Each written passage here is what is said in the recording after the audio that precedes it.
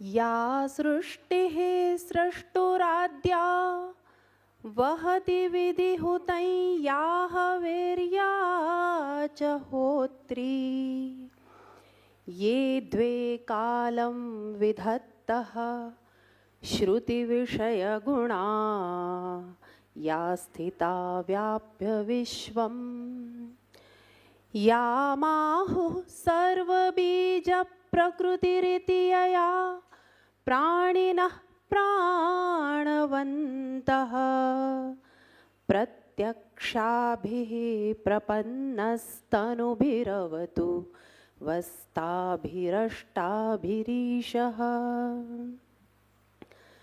दिव्यं देवमुमापतिं सुरपतिं मेधापतिं धीपतिं त्रैलोक्याधिपतिं चराचरपतिं विद्यापतिं सत्पतिं संसारैकपतिं महीधरपतिं वाचस्पतिं गोपतिं श्रीमच्छैलसुतापतिं पशुपतिं वन्दे मुदा भक्तये। नमः शिवाय। अस्यां संगोष्ठ्याम् अस्मिन् सत्रे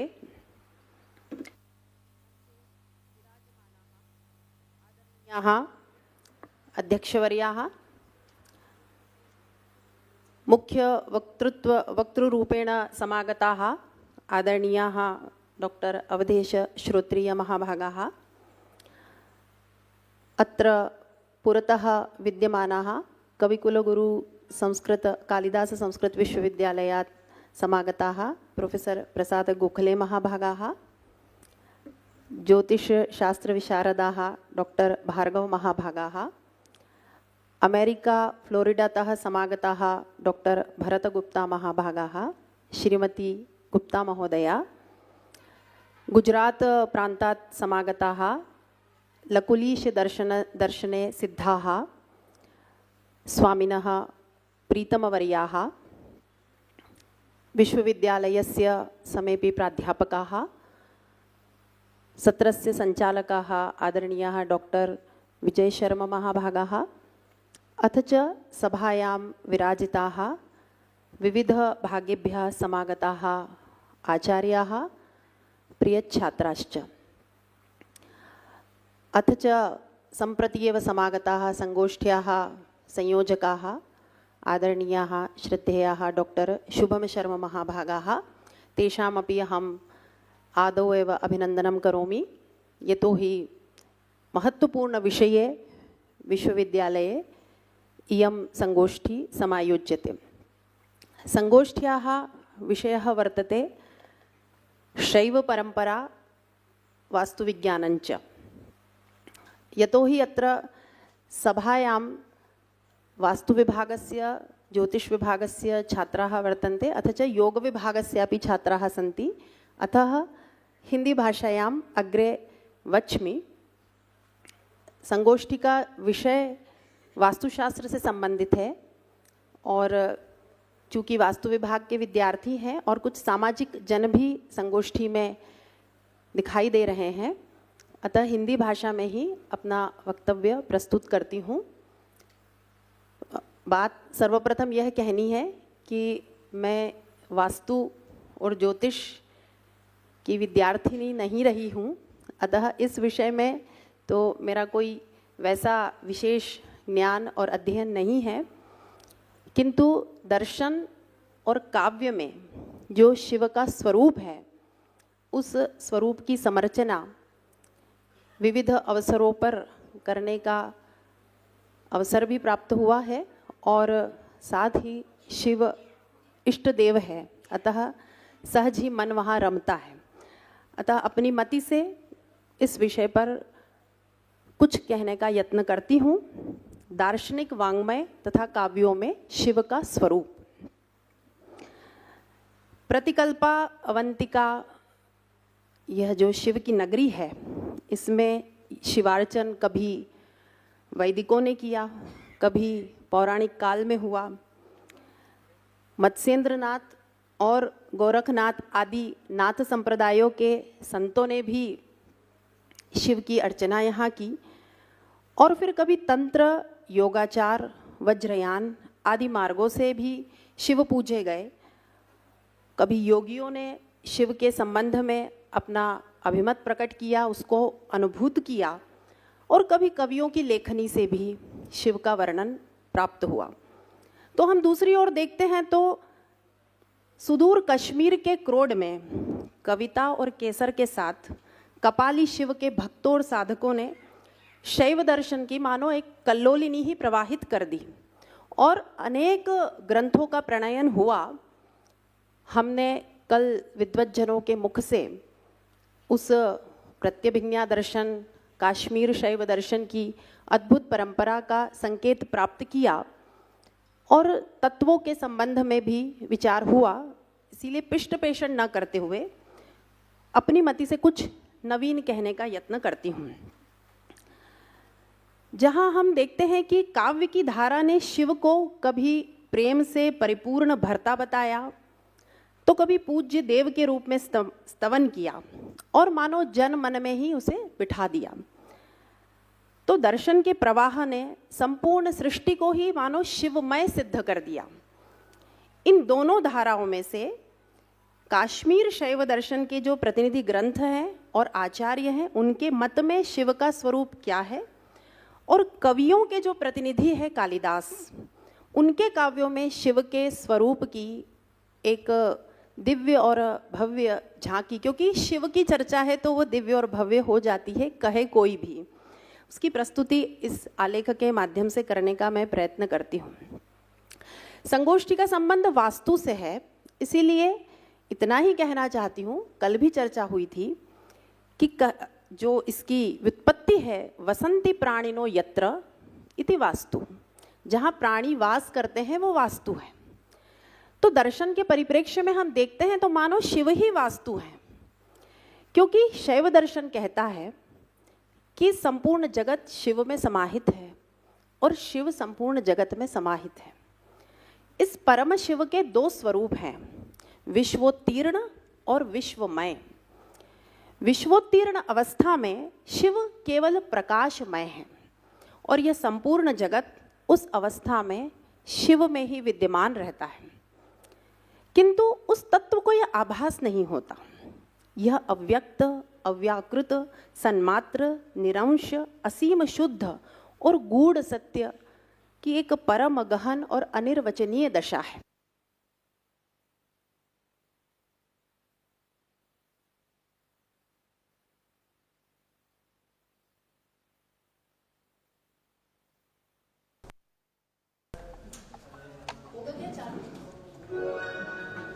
Power on. Bluetooth mode. Hariom. तो उस परम शिव के जो दो स्वरूप हैं उनकी हम चर्चा कर रहे थे। पहला स्वरूप है विश्वोत्तीर्ण और दूसरा है विश्वमय। जो विश्वमय स्वरूप है वह वस्तुतः सच्चिदानंद स्वरूप है। जब परम शिव के अंदर शक्ति का उल्लास होता है, स्पंदन होता है, जब वह अपनी सत्ता का स्वयं विमर्श करता है, अपनी विमर्श शक्ति से वह बहिर्मुख होता है और स्वयं ही सभी रूपों में भासित होता है। इसीलिए इस जगत में कण कण में शिव विद्यमान है, ऐसा हम जन जन के मुख से या भक्त जन के मुख से सुनते हैं। विश्वमयता की जो स्थिति है उसमें प्रकाश और विमर्श दोनों साथ साथ भासित होते हैं। वस्तुतः यह विमर्श उस प्रकाश का स्वभाव है। वह परम शिव परम स्वतंत्र है। स्वातंत्र्य तत्व की चर्चा काश्मीर शैव दर्शन में विस्तार से की गई है। और ये स्वातंत्र्य क्या है कि वह एक साथ विश्वोत्तीर्ण भी है और विश्वमय भी है। उस सन्मात्र की, उस परम सत्ता की दो शक्तियां, चित्त जो कि अंतरंग शक्ति है और आनंद जो कि बहिरंग शक्ति है। विश्वोत्तीर्णता की अवस्था में ये शक्तियां सुप्त होती है और विभक्त रूप में रहती है। किंतु विश्वमय अवस्था में वे प्रकट हो जाते हैं। विश्वमय अवस्था में शुद्ध प्रकाश, ज्ञान स्वरूप शिव स्वयं की ही प्रकाशात्मकता और ज्ञानात्मकता का विमर्श करते हैं, और यही वस्तुतः स्पंद कहलाता है। यह दर्शन वस्तुतः अत्यंत गूढ़ है, किंतु इसे कुछ सरल भाषा में ही कहने का मैं प्रयत्न कर रही हूं। चेतना के असीम सागर में शिव के स्वातंत्र्य वश स्वेच्छा से यह ध्यातव्य है कि कोई और प्रेरक तत्व नहीं है, शिव की ही वह इच्छा है। उस इच्छा से एक आनंद की मानो तरंग उत्पन्न होती है और यह जगत का विचित्र विलास प्रकट हो जाता है। तंत्र शास्त्र में इस स्पंद के लिए एक बहुत ही अद्भुत शब्द प्रयोग किया है, मत्स्योदरी गति। तो जैसे मत्स्य के उदर में गति होती है, अत्यंत ही मंद होती है, यह वैसा स्पंद है। तो हमने क्या जाना कि अनंत कोटि, यह जो विश्व ब्रह्मांड है वस्तुतः उस परम शिव के स्वातंत्र्य का एक स्पंदन मात्र है। इसी से हम शिव की व्यापकता और उसकी विभुता का एक अनुभव कर सकते हैं कि एक स्पंदन मात्र ये संपूर्ण ब्रह्मांड है, उसकी इच्छा का यह समुल्लास है। यही शिव का शक्त्युन्मुख होना है और शक्ति का शिवोन्मुख होना है। तंत्र शास्त्र इसे ही क्या कहता है, यामल अवस्था। वो फिर एक भिन्न दिशा है और उसमें इस विषय को लेकर के गूढ़ विवेचन प्राप्त होता है। परम शिव का जो पहला स्पंदन है वही शिव तत्व है, और इस अवस्था में शिव में स्थित जो प्राणी हैं वो अकल कहलाते हैं, क्योंकि उनके अंदर माया की एक भी कला विद्यमान नहीं होती, उन्हें केवल अपने अहम का बोध होता है। यह एक परम अवस्था है। इस प्रकार शैव परंपरा के अनुसार शिव सन्मात्र ही नहीं है, उसमें अपने अस्तित्व के प्रकाशन का भी सामर्थ्य है।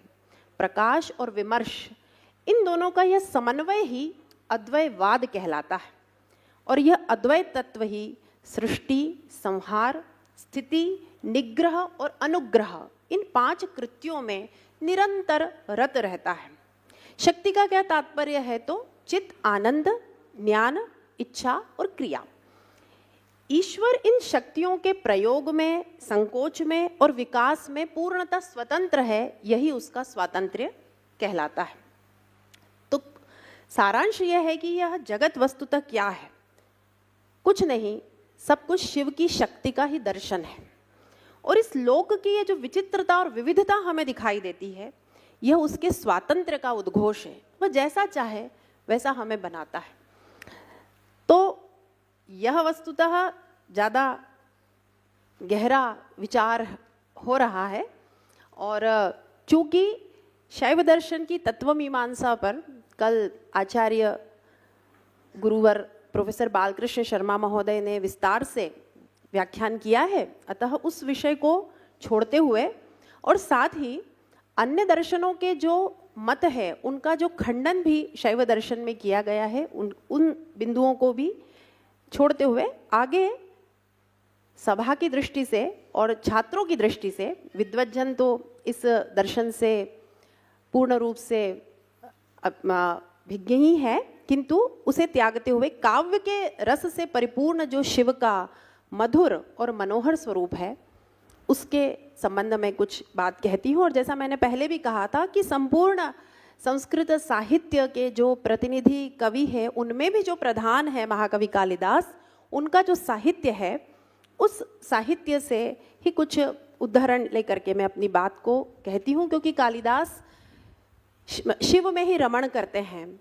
कभी वे अपनी किसी कृति कुमार संभव के नायक के रूप में शिव का आख्यान करते हैं, तो कभी मंगल पद्यों में शिव की चर्चा करते हैं, कभी पौराणिक संदर्भों की चर्चा करने के लिए शिव के प्रसंग को उद्धृत करते हैं, और कभी कभी अलंकारों में, उत्प्रेक्षाओं में भी वो शिव और शक्ति के स्वरूप का निदर्शन करते हैं। तो उन्हीं के साहित्य से कुछ बात कहती हूँ। कवि के शिव कभी दार्शनिक है, कभी पौराणिक है, तो कभी वे मानव तुल्य भी हैं, और तीनों ही अवस्था में कवि चमत्कार उत्पन्न कर रहा है। और ये जो हमने भी शैव दर्शन की गहरी चर्चा संक्षेप में की, यह दर्शन भी वहाँ पद पद पर परिलक्षित होता है। कालिदास भी जिस भाव को प्रकट करते हैं वहाँ भी शिव ही सृष्टि का कारण है। शिव शक्ति वागर्थ की भांति एक है, वही परम तत्व विश्व का साक्षी है, मोक्ष प्रदाता है, इस दृश्य प्रपंच से परे है, सभी प्रमाणों से भी परे है, वो केवल अनुभूति का विषय है, वह अंतरात्मा है, स्वयं प्रकाश है। तो ऐसे ही कुछ संदर्भ हम कवि के साहित्य से देखते हैं। आप सभी जानते हैं कि रघुवंश का आरंभ ही वे करते हैं, वागर्था विव संपृक्तौ वागर्थ प्रतिपत्तये जगतः पितरौ वंदे पार्वती परमेश्वरौ। तो यहाँ उनकी यह जो प्रौढ़तम प्रतिभा की प्रसूति है रघुवंश, उसका आरंभ करते हुए ही वे वाणी तथा अर्थ के ज्ञान हेतु वाणी और अर्थ के समान जो नित्य संबद्ध है, ऐसे शिव और पार्वती अर्थात विद्या के प्रदाता अर्धनारीश्वर पार्वती परमेश्वर को प्रणामांजलि देते हैं। कालिदास को शिव का अर्धनारीश्वर स्वरूप प्रिय है, इसीलिए वे मालविकाग्निमित्रम में भी लास्य अर्थात मृदु और तांडव अर्थात कठोर, इन दोनों में विभक्त होकर स्थित बताते हैं शिव को, और कांता सम्मिश्र देह इस प्रकार का वहाँ संकेत करते हैं। और कल नाट्य शास्त्र की भी चर्चा गुरुजी ने की है, तो आप उन संकेतों को यहाँ भी जोड़ सकते हैं। शिव स्वयं भू है, उनके अर्धभाग में स्थित शक्ति रूपा पार्वती से मिलित विग्रह वाले हैं, इसीलिए वे नील लोहित हैं। कवि ने उनके स्वरूप का वर्णन अत्यंत प्रेम से किया है। जब भी हम देखते हैं तो एक नया चित्र वहाँ उपस्थित हो जाता है। वामांग में नील और दक्षिणांग में अरुण। तो कालिदास तो इस बात के लिए प्रसिद्ध ही हैं कि वे जो भी वर्णन करते हैं उसकी एक चित्रशाला हमारे सम्मुख उपस्थित हो जाती है। शिव के अष्टविग्रह स्वरूप को कालिदास ने अपनी संपूर्ण आस्था और श्रद्धा का केंद्र बिंदु बनाया है, और अपने मंगल पद्य में इस व्याख्यान के आरंभ में ही मैंने उस पद्य को यहाँ प्रस्तुत किया, या सृष्टि ही सृष्टुराद्या इति। यहाँ इस पद्य में पंच महाभूत अर्थात पृथ्वी जल तेज वायु और आकाश, सूर्य चंद्रमा और यजमान रूपी अष्टमूर्तियों में शिव को विराजित बताया है। मालविकाग्निमित्रम में भी इस अष्टमूर्ति की आराधना कवि ने की है, और कुमार संभव में भी वे अष्टमूर्ति शिव की आराधना करते हैं। अपने आराध्य देव शिव के लिए जब कवि शब्द पुष्प अर्पित करते हैं तो कालिदास मालविकाग्निमित्र में उन्हें अपने भक्तों को अभीष्ट फल प्रदान करने वाले, सर्वविध संपन्नता से परिपूर्ण होते हुए भी केवल चर्म धारण करने वाले, कवि इस प्रकार से अलंकार की योजना करते हैं कि कैसे वे एक योगी हैं और एक उनका मानवीय स्वरूप भी है जो कुमार संभव में पार्वती के प्रसंग में प्रकट होता है। वे समस्त सांसारिक विषयों से विरक्त हैं, यतियों के लिए भी अलभ्य हैं, इसलिए वे योगीश्वर हैं। हम इस योगेश्वर श्री कृष्ण भवन में योगीश्वर शिव की आराधना इस संगोष्ठी के माध्यम से कर रहे हैं। तो ऐसे जो योगीश्वर हैं वे यतियों के लिए भी अलभ्य है, साधना से प्राप्य हैं, निरभिमानी हैं और तामसी वृत्तियों के नाशक हैं। विक्रमोर्वशीयम नाटक में वेदांत ग्रंथों में पृथ्वी और आकाश में व्याप्त होकर स्थित रहने वाले सर्वव्यापक पुरुष को ही एकमात्र ईश्वर कहा गया है। शिव को सर्वेश्वर बनाकर ब्रह्मा और विष्णु से भी उच्च स्थान पर कवि कालिदास मानो प्रतिष्ठित करते हैं, और वे कहते हैं कि इस शिव को मुमुक्षु योग साधना द्वारा स्वयं में अनुसंधान करते हैं। कोई बाहर से प्राप्त होने वाला यह तत्व नहीं है, हमें अपने अंदर ही उस शिव को जागृत करना है। वह स्थाणु है और स्थिर भक्ति योग के द्वारा सहज प्राप्य है। यहाँ योग के भी कई विद्यार्थी बैठे हुए हैं और वे इस विषय में निश्चित ही अध्ययन करते ही हैं। तो ये इस प्रकार के काव्यात्मक संदर्भ भी दार्शनिक भूमि में ही लिखे गए हैं, ये उन्हें जानना चाहिए। मेघदूत में उज्जैनी वर्णन के अंतर्गत महाकवि ने महाकाल मंदिर का जो वर्णन किया है वो भी आपको जानना चाहिए। ये वस्तुतः मैं विद्यार्थियों के लिए ही बात कह रही हूँ, अन्य सभी विद्वज्जन जानते ही हैं। तो महाकाल मंदिर में नगाड़ों, वेणु, मुरज आदि वाद्यों के साथ जब शिव की सायंकालीन आरती पूजा होती है और नृत्य आदि का उल्लेख होता है, तब शिव की रुचि प्रकट की गई है कि तांडव के समय रक्त रंजित गज चर्म को धारण करने में उनकी जो रुचि है, नृत्यारंभे हर पशुपते राज नागा जिनिच्छाम।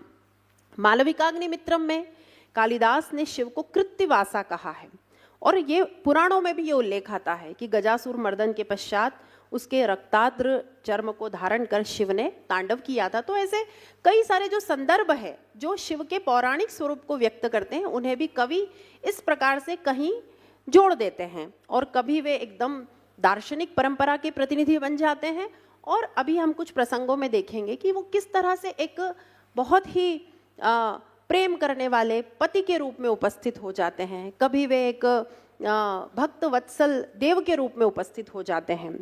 उनका बाह्य स्वरूप भी कवि ने वर्णन किया है कि वे जटाओं में गंगा को धारण करते हैं, सिर पर चंद्र को धारण करते हैं, उनका वृषभ शुभ्र वर्णीय है जो अपने श्रृंगों से उत्खनन करता रहता है। शिव की निवास स्थली इतनी धवल है जैसे वे जो रोज हंसते हैं उनका वो अट्टहास ही उस श्वेत हिमखंड के रूप में वहाँ एकत्रित हो गया है, वो शैत्य से मानो जम गया है। तो अत्यंत ही सुंदर परिकल्पना कालिदास ने की है।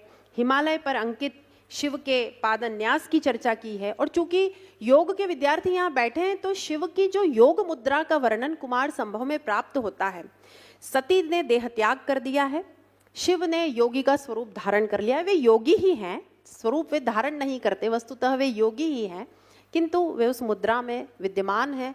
लोक कल्याण के लिए उनका जो स्वरूप है वो कवि प्रकट करते हैं कि वे स्वयं यद्यपि तप के फल प्रदाता है, इसलिए वे जो तपस्या में लीन है वो किसी फल के लिए नहीं वे तपस्या कर रहे हैं, क्योंकि उन्हें कौन फल देगा, वे तो सभी जन जन को फल देने वाले हैं। तो ये जो उनका योग है, ये जो योग मूर्ति है, ये केवल विश्व के कल्याण के लिए है। तो कैसा वर्णन है कि भागीरथी के तट पर देवदारू वृक्ष के नीचे मृग चर्म पर वीरासन में शिव बैठे हुए हैं, सर्पों से उनके जटाजूट बंधे हुए हैं, रुद्राक्ष उन्होंने धारण किया हुआ है, मृग चर्म को धारण किया है, उनके दैदीप्यमान और नेत्र स्थिर हैं, दैदीप्यमान हैं किंतु उनके नेत्र स्थिर हैं, और जो प्राण आदि वायु का संचरण हो रहा है वो अत्यंत ही नियंत्रित है योग मुद्राओं के द्वारा, और वे स्वरूप के साक्षात्कार में ही मानो लीन है। जो एक परम योगी की बाह्य दशा है उसका वर्णन कवि ने शिव को ही अपना उपमान बनाते हुए यहाँ प्रकट किया है। शिव की परिक्रमा का भी वर्णन करते हैं कि उस परिक्रमा को करके श्रद्धालु देह मुक्ति के बाद शिव के प्रथम गणों में स्थान प्राप्त करते हैं।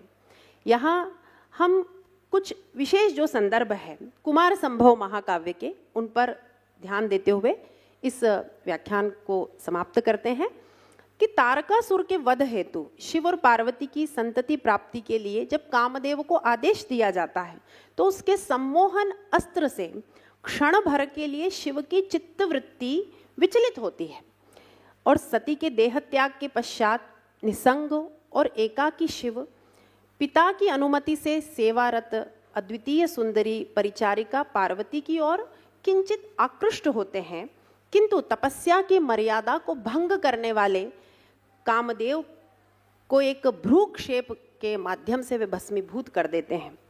पार्वती का सौंदर्य शिव को जीतने में असफल हो जाता है। इसमें बहुत सारे संकेत हैं लोक के लिए जो कि कवि इस प्रसंग के माध्यम से व्यक्त करना चाहते हैं। तब उस प्रसंग में भयभीत और निराश लेकिन दृढ़ निश्चयी जो पार्वती है वह शिव को पति रूप में प्राप्त करने के लिए कठोर तप करती है। तो उसकी परीक्षा के लिए जब ब्रह्मचारी के वेश में शिव आते हैं और वे अयोग्य वर सिद्ध करते हैं स्वयं को ही पार्वती के सम्मुख, वे पार्वती की परीक्षा करने के लिए वस्तुतः आते हैं। तब पार्वती क्रुद्ध हो जाती है और वो जगत के पालनकर्ता का वास्तविक स्वरूप बताती है कि वह विश्व मूर्ति है, चाहे वो आभूषण या विभूषण धारण करे या सर्प धारण करे, गजचर्म पहने या रेशमी वस्त्र दुकूल पहने, कपाल धारण करे या चंद्र धारण करे, उनके विश्व स्वरूप में कोई अंतर नहीं पड़ता। यही शिव का अद्भुत और दिव्य स्वरूप है। उनका वस्त्र आदि से, आभूषणों से कोई मूल्यांकन नहीं कर सकता। इस बात को पार्वती ने बहुत ही सुंदर पद्यों के माध्यम से व्यक्त किया है, अर्थात कालिदास की वाणी ने यहाँ उत्कर्ष को प्राप्त किया है। पार्वती कहती है कि उनके अंग का स्पर्श पाकर चिता की भस्म भी पावन बन जाती है। नृत्य के अभिनय के समय उनके देह से छूटकर जो भस्म गिरती है उसे भी देवता सिर पर लगाते हैं और इंद्र आदि सभी देवता उस भस्म का और उनके पाद का स्पर्श करते हैं। और तब जिस कामदेव के कोमल कमनीय कुसुम शरों का आघात अनुभूत होते हुए ही शिव क्रोध से कभी पलायन कर चुके थे, वे पार्वती की उस कठोर तपस्या से हार जाते हैं और उसके तप से खरीदे हुए दास बन जाते हैं। यह जो प्रेम का अद्भुत स्वरूप है वो कवि ने यहाँ प्रकट किया है। तो कोमल हृदय जो शिव हैं उनका क्रोध भी अद्भुत है और प्रेम भी अद्भुत है। वे दयालु भी है। नंदी जब निवेदन करते हैं तो पार्वती को आश्रम में प्रवेश की अनुमति दे देते हैं। जब रति का विलाप देखते हैं तो उसे भविष्य के लिए सांत्वना प्रदान करते हैं, लेकिन वे पार्थिव शरीर पे नहीं रीझते। जब प्रसन्न मुद्रा में शिव आ जाते हैं और वे पार्वती का आलिंगन करना चाहते हैं, तब पार्वती उन्हें रोक देती है और कहती है कि पिता की अनुमति से आप मेरे विवाह का प्रस्ताव लेकर आइए। ये सारे जो लौकिक प्रसंग कवि ने यहाँ जोड़े हैं वे इस लोक को उपदेश देने के लिए हैं। तो शिव क्या करते हैं? वे तो परम तत्व हैं, तथापि लोक की मर्यादा का वहन करते हैं। तत्काल सप्तऋषियों को अपने विवाह का प्रस्ताव लेकर भेजते हैं। वहीं से पार्वती को ले जा सकते थे वे, लेकिन नहीं, वे लोक की मर्यादा का वहन करते हैं। अधीर प्रेमी की तरह भी वे हैं, शीघ्रातिशीघ्र परिणय बंधन में बंधने को आतुर होते हैं। देखिए, एक दार्शनिक वाङ्मय है, वह शिव का एक गूढ़ गभीर गहन स्वरूप है जिसकी योगी साधना करते हैं, और यहाँ एक प्रेमी पति भर्ता का उनका है जो स्वरूप है, जो अधीरता प्रकट हो रही है, वे शीघ्र परिणय सूत्र में बंधना चाहते हैं। यह भी इस लोक के उपदेश के लिए है। विवाह कक्ष में वे नववधु को जीतने के लिए प्रयत्न करते हैं। तो ऐसा लगता है कि कैसा ये महायोगी जो शिव है वो भाव विह्वल, लौकिक और सामान्य प्रेमी बन गया है। तो इस प्रकार से बहुत सारे वर्णन कालिदास के साहित्य में प्राप्त होते हैं। एक वर्णन मेघदूत का है कि क्रीड़ा शैल पर पार्वती चढ़ना चाहती है, तो कहीं ऊंचे नीचे पर्वतों पर पार्वती का स्खलन न हो जाए, तो वे क्या करते हैं कि अपने हाथ में जो वलय के समान लिपटे हुए भुजंग है उनसे पार्वती को डर न लगे, इसलिए उन्हें दूर हटा देते हैं और हाथ पकड़ के पार्वती को सहारा देते हैं, जिससे पार्वती को भय न लगे। और उसके लिए मेघ स्वयं सोपान रचना कर देता है, वो भी अत्यंत ही सुंदर प्रसंग है। तो यहाँ बताया है कि पत्नी के भय हेतु का निवारण करने के लिए एक पति कैसे प्रस्तुत हो जाता है। ये संपूर्ण सृष्टि इन दो तत्वों के संयोग से ही चल रही है, और वहाँ भी शिव हमारे उपदेशक के रूप में प्रकट हो जाते हैं। यह भी हमें शिव के स्वरूप में जानने योग्य है। तो संपूर्ण इस वृत्तांत में जो कालिदास इस दैवीय पात्र शिव के माध्यम से जो संदेश दे रहे हैं वो यह है कि प्रेम अथवा काम धर्म को आक्रांत नहीं करते, धर्म पर आधारित होते हैं, और जब ये धर्म पर आधारित होते हैं तो ये ऊर्ध्वगामिनी शक्ति बन जाते हैं, और यही शिव और शक्ति का मिलन है, और प्रेम उसके मध्य का यह तत्व है। वह प्रेम नहीं है जो हमें स्वच्छंद पशुत्व की ओर ले जाता है, वो वस्तुतः प्रेम नहीं है। हमें शिव से प्रेम भी जानना है, भक्ति भी जानना है, दर्शन भी जानना है, और अंत में मोक्ष को भी पा लेना है। प्रेम क्या है? जो कर्तव्य परायणता को सिखाए, जो लोक मर्यादा के मार्ग से हमें देवत्व की ओर ले जाए। शिव ने यह बता दिया कि धर्म अर्थ की सापेक्षता में काम का क्या स्थान होना चाहिए, काम का क्या स्वरूप होना चाहिए। वे स्वयं कामदेव के समान सुंदर है, लेकिन जो काम तत्व है उसका प्रयोग हमारे जीवन में कैसा होना चाहिए, ये शिव ने बताया। त्रिवर्ग का जो सारभूत है वह धर्म ही है। प्रेयस के लिए श्रेयस की अवमानना नहीं। सत्यम और शिवम और सुंदरम सब कुछ शिव में है, लेकिन प्रेयस के लिए श्रेयस की अवमानना नहीं करनी है, सुंदरम के लिए शिवम की कदर्थना नहीं करनी है। यह शिव अपने व्यक्तित्व से कैसे बताते हैं, ये कालिदास बहुत ही सुंदर शब्दों में प्रकट करते हैं। यह जो पार्वती कठोर साधना से शिव को प्राप्त करती है, ये वस्तुतः हमारे समाज का आदर्श होना चाहिए। तो महाकवि कालिदास के जो शिव हैं वे कृत्तिवासा भी हैं, धन संपत्ति के प्रदाता भी हैं, महायोगी और तपस्वी भी है, कभी अधीर प्रेमी भी है, कभी समर्पित पति भी हैं, कभी यतियों के लिए भी दुर्लभ है, तो कभी जगत के माता पिता के रूप में एक स्नेह के पुंज है और सहज प्राप्त होने वाले हैं। हमें ऐसा अनुभव होने लगता है कि शिव हमारे साथ है, तो ये अनुभूति भी शिव ही दे सकते हैं। तो ये सभी जो भिन्न भिन्न प्रसंग है, ये पशुपति शिव के अंतरंग और बहिरंग व्यक्तित्व के माध्यम से कभी लौकिक तो कभी पारलौकिक आदर्शों की अभिव्यक्ति करते हैं और आत्मविभोर करते रहते हैं। जगत के पालनकर्ता शिव से सामीप्य का अनुभव कराते हैं। और वस्तुतः ये जो हमारी सारी ज्ञान साधना है, ये किस लिए है? मोक्ष के लिए। जो हमारा दर्शन है वो क्या कहता है? अभ्युदय और निःश्रेयस की ही चर्चा करता है। हमारा सारा जो यह जीवन है 4 पुरुषार्थों में बंधा है और अंतिम जो लक्ष्य है वह मोक्ष है। और मोक्ष क्या है? शिवमय हो जाना। पावक चंद्र भानु नयनम वंदे शिरो मालिनम वंदे राम पदारविंद मधुपम वंदे मनोजार्दनम